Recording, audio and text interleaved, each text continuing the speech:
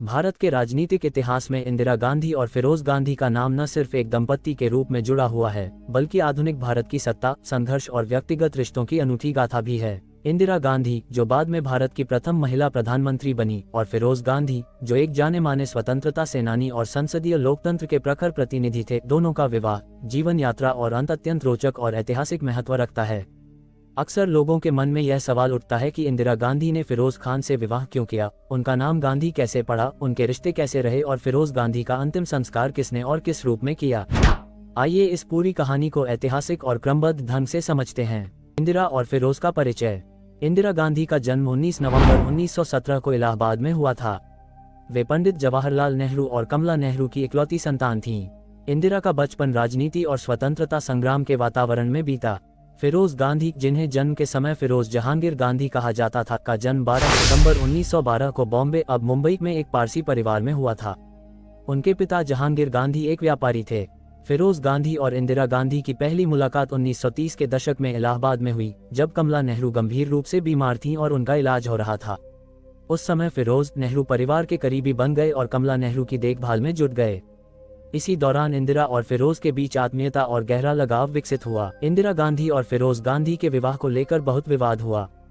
1. विवाह की तारीख और स्थान। दोनों ने 26 मार्च 1942 को आनंद भवन, इलाहाबाद में विवाह किया। यह विवाह हिंदू रीति रिवाज से संपन्न हुआ और पंडित मदन मोहन मालवीय ने इसे संपन्न कराया।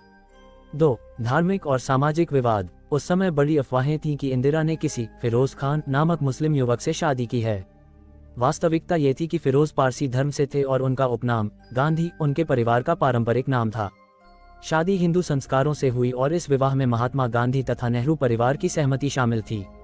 3. नेहरू की चिंता। जवाहरलाल नेहरू इस विवाह से थोड़े चिंतित थे क्योंकि सामाजिक और राजनीतिक स्तर पर इसे लेकर आलोचना हो सकती थी, लेकिन अंततः इंदिरा के निर्णय को उन्होंने स्वीकार किया। इंदिरा और फिरोज गांधी का वैवाहिक जीवन सरल नहीं था। 1. शुरुआती जीवन। विवाह के बाद दोनों कुछ समय के लिए इलाहाबाद और फिर मुंबई में रहे।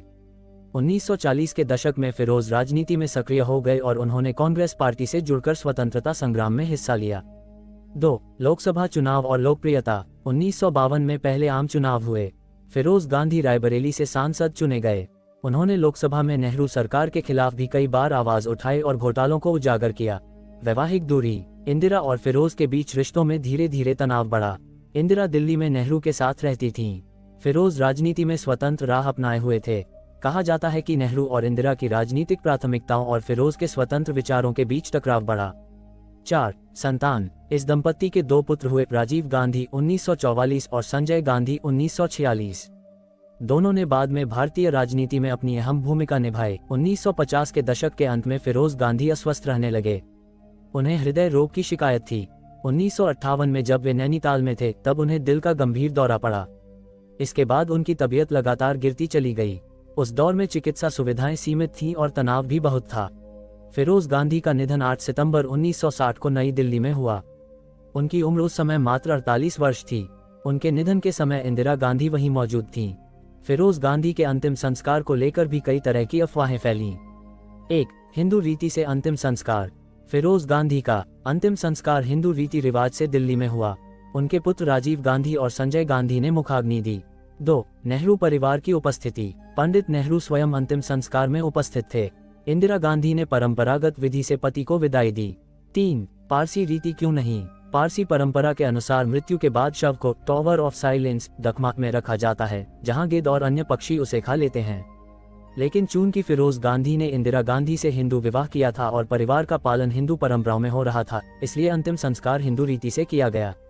4. राजनीतिक सामाजिक प्रतीक। इस अंतिम संस्कार ने यह स्पष्ट कर दिया कि फिरोज गांधी को भारतीय समाज और राजनीति में एक हिंदू परिवार के हिस्से के रूप में स्वीकार कर लिया गया था। फिरोज गांधी की मृत्यु का इंदिरा गांधी के जीवन पर गहरा असर हुआ। वे अकेली पड़ गईं। इसके बाद उनका पूरा ध्यान अपने पिता पंडित नेहरू और कांग्रेस संगठन की राजनीति पर केंद्रित हो गया। 1964 में नेहरू की मृत्यु के बाद इंदिरा राजनीति में और सक्रिय हुईं और 1966 में प्रधानमंत्री बनी। फिरोज गांधी और इंदिरा गांधी के विवाह को लेकर समय समय पर कई भ्रांतियां फैलाई गईं। भ्रांति 1. इंदिरा ने फिरोज खान नामक मुस्लिम युवक से विवाह किया। सच, वे पारसी थे, नाम था फिरोज जहांगीर गांधी। भ्रांति 2. फिरोज गांधी का अंतिम संस्कार मुस्लिम रीति से हुआ।